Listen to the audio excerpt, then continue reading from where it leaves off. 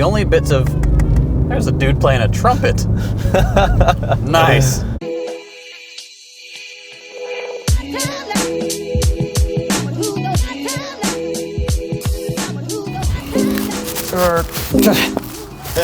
Graceful, huh?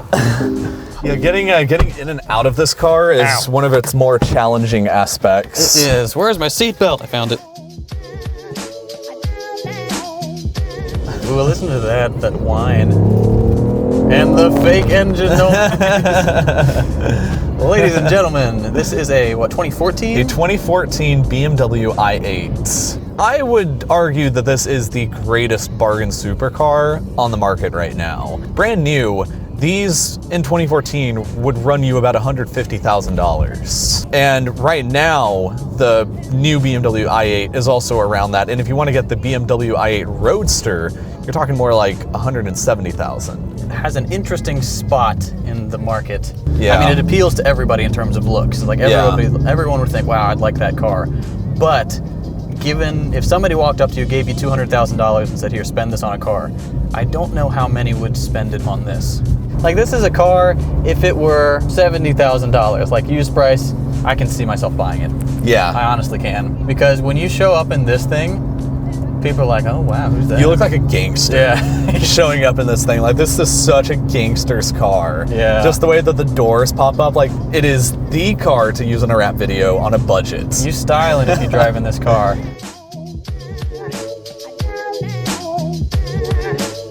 Three, two, one.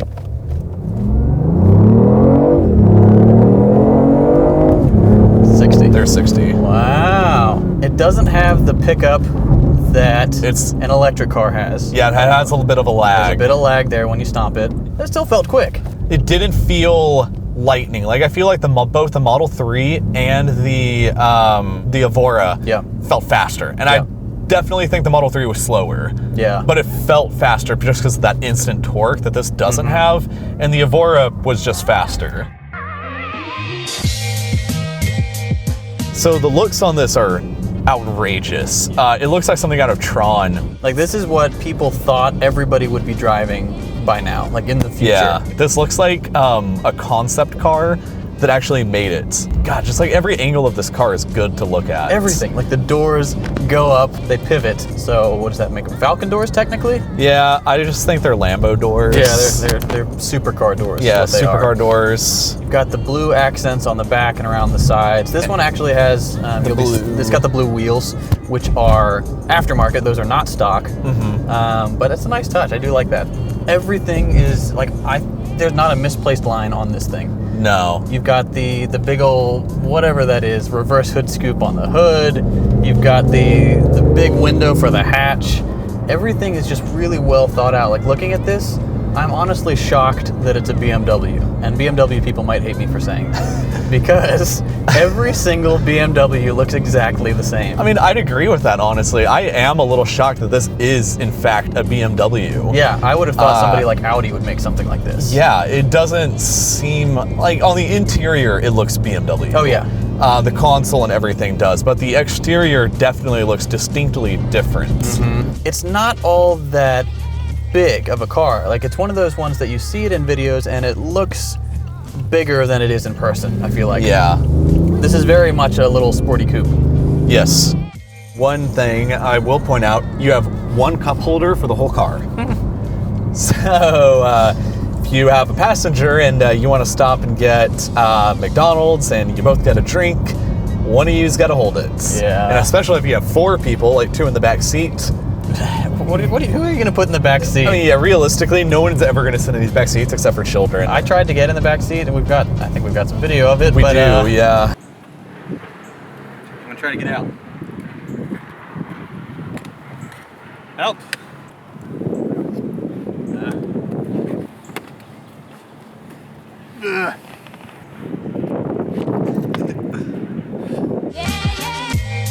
Let's talk about the dash. The dash. It's all digital. All digital, really cool. It's pretty futuristic. It's really cool. This this whole thing feels like a spaceship. What's really cool that I like is the different modes you have. So I'm going to shift this into regular, like E mode.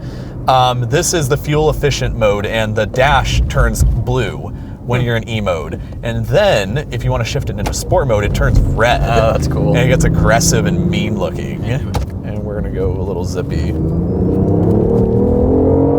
This isn't as slow as people say it is. It's not. Yeah. It's still fast. That's not bad. Yeah, I think it's important to mention now that we're on this, that this car, despite its outrageous looks, only has a 3-cylinder engine. Which is so goofy. Inside of it. It's turbocharged, but still, it's a turbocharged 3-cylinder engine, and that pumps 200 and something horsepower to the rear wheels. It completely powers the rear wheels. Then it has an electric motor that powers the front wheels. And combined, the electric motor and the 3-cylinder provide this car with 369 horsepower. For 150K, Yeah. for this kind of car, for like 369 horsepower, that's a little lacking. Yeah. That's like Subaru WRX. Or Focus RS. Yeah, or Focus RS horsepower territory. And those cars are like 35 tops. or $40,000. Which is a Brand third, new. like a third of the price of this car. Yeah, it's half of what this is used even now and 5 years old. Man. So, Crazy. Then again, do the Focus's doors go up? No. No, they go out. I can't tell if there's a cop behind us or not. I don't know. He looks, You only YOLO once. he looks vaguely copish, so I'm gonna Maybe don't eat it. One little cool thing, heads-up display. They've got a speedometer magically appearing over the hood. This is kind of cool. It even shows the speed limit for the current road. It does, So yeah. that is, the heads-up display is connected to the GPS, which is built into this little tablet screen thing here, which I think is just the right size, by the way. Yes, I do too. So you, in theory, should never be breaking the law while driving this car. Yeah. You should always be aware of the speed limit. Theoretically, you should never. I will say this, as a weird trait, gets phenomenal MPG. That's a plus. Outrageous miles per gallon for what it is. This thing, this affects the practicality of it for sure. Yeah. This, with the electric motor and the gasoline motor going at the same time, gets like 79 Wow. miles to the gallon. Okay. And this can run 18 miles, which is nothing, Yeah. but it can run 18 miles alone on the electric power. I'm sure that's incredibly sluggish. Yeah, probably. But it's still cool that you can do that in an emergency. Still cool, yeah. In an emergency, if you run out of gas, you have electricity, you can run 18 miles on just the electric power alone. Like I've said in some previous episodes, I'm a sucker for luxury. Like if a car is decently fast and it's comfortable, you've made the perfect car. Congratulations, manufacturer. Yes. Like yeah. this to me, I love it. Like this, I could drive this to work and back. I could drive it to get groceries and not feel like I'm wasting the car's potential. Yeah, definitely. You can do all that and you can drive it fast when you want to have You fun can pop too. it into sports mode. You get some fake exhaust note. It goes quickly. The heads-up display tells you you're speeding. Yeah, it's kind of cool. Like it really can do a lot of different stuff. Yeah. It can serve a lot of different purposes. Yeah. The only fault is the price. Yeah. Honestly. And it's why, I think partially why this has depreciated so hard, because they don't sell very well new. Because no one's interested in paying 150 grand for a car that's this slow. Yeah. And that only has a 3-cylinder engine and doesn't sound like a supercar. Because why would you, at 150 grand, buy this when for that same price, pretty much, you could get a McLaren 570S, which looks just as cool as this does and goes way faster and sounds way better. It does. Yeah, the brand new Mustang GT will go faster than this and be half the price of the used one even. Of the used 2014. Yeah, of the used 2014. A brand new 2019 Mustang GT would be half the price and it would be faster. One of those is a purpose-built muscle car. This thing is like an exercise in futuristic, what cars could look like. Yeah. It's a luxurious concept road car. Yes, this thing does multiple different roles. It's fast, but also it's very luxurious and nice on the inside. Yeah. It grabs an enormous amount of attention, much more than any Mustang you'll ever get, much more than, I would argue, anything at this price point. Oh yeah, I'd say out of all the cars we've driven, this would turn the most heads. Yeah. And I think it actually does. There were some road workers back there, and they were looking at it every time we went by. Yeah, I think this attracts more attention than the Lotus. Yeah, even. I agree. Like this car, I used to work at Best Buy. Fun story for all of you guys. But every time, or many times I went to work, there was this beautiful i8 in the parking lot. And I would walk past that, and I would just stare at it every single time that it was parked there. It's like a sculpture. Yeah, it's gorgeous. There's nothing wrong with the car. You can make a lot of comparisons between this and the DeLorean. Both were more artistic statements, I feel like, than performance cars. Because the DeLorean is a very slow car. Oh, yeah. And it's very poor handling. It's just like a very poor performance car, but it's very cool looking. Even today, in 2019, I still think the DeLorean's a cool looking car. This is a better car than the DeLorean was in the 80s. Totally agree I think this is better in today's world than the DeLorean was in the world of the 80s when it was released. This car did everything that the DeLorean tried to do but couldn't quite pull off, I think. Nice try, Copper. You won't get me. I know what the speed limit is thanks to my heads-up display.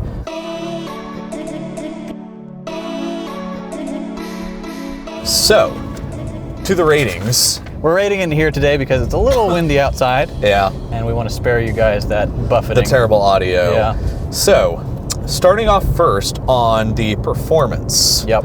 I would say it's plenty fast for your average person. Yeah. I would say it's a little lacking for your speed freak. I would give this thing, I'd give it a 7. That's exactly what I was thinking. Yeah. Actually, it was a 7. The handling is great. Oh, yeah. Too, like going around corners and turns. It's fun. I was prepared to be disappointed by how this car performed. I was too. But that wasn't the case. I'm very much enjoying it. And next up is practicality.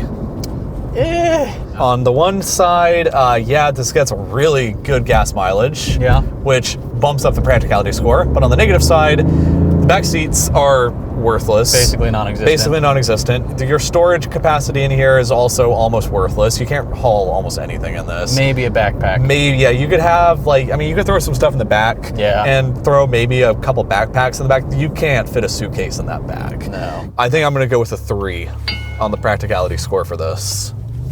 I don't want to knock it too much, but it's not practical. It has less storage than, the frunk of the Tesla. Yeah. 3.5. 3 and 3.5. 3.5, yeah. Ooh, can't write. Must accelerate.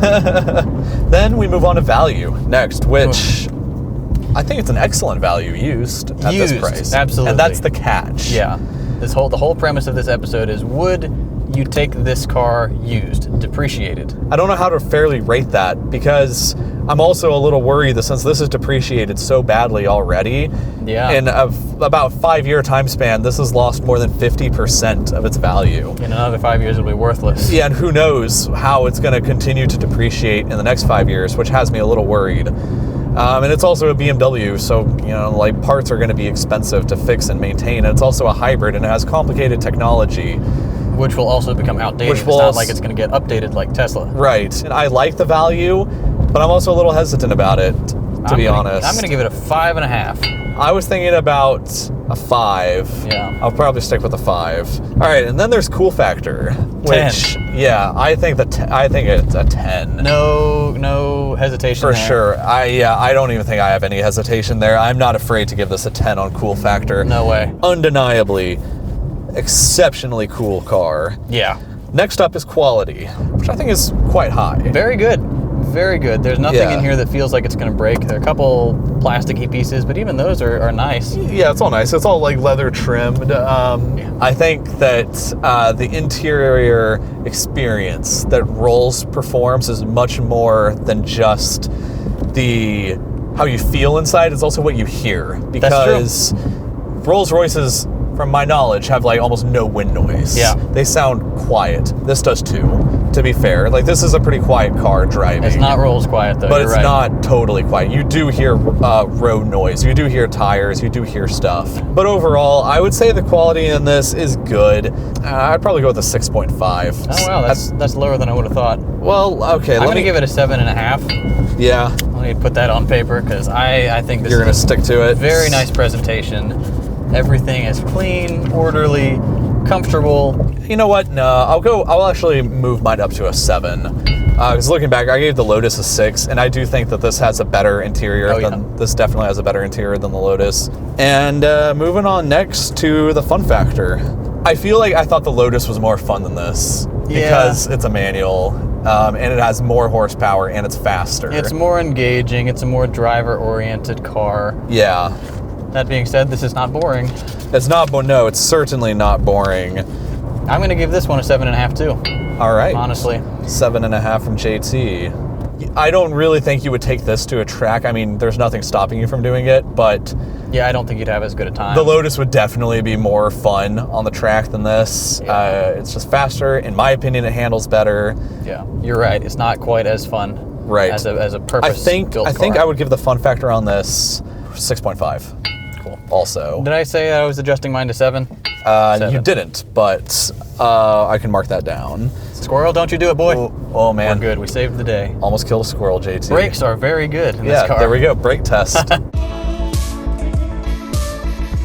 So, we've averaged the scores all together, and our final score out of 60? Out of 60 points. Out of 60 points is a perfect 10 on everything. Our average score is a 39.5, which is the highest rating of any car we've driven out of all the ones we've driven so far. Higher than the Lotus Evora, which was the highest until we drove this. And I'm kind of glad of that, honestly. I am too. This car is an anomaly. Despite the fact that there are far better cars you can buy for the money, and despite the fact that neither of us would buy this car anywhere near list price, I'm still very much in love with this car. Yeah, I would agree. I love this thing. Anyway, if this is your first time watching, thanks for tuning in. Make sure you catch all of our other episodes to see all the other fun cars we've reviewed, and hopefully we'll have an even better car in the next one. Yep, peace.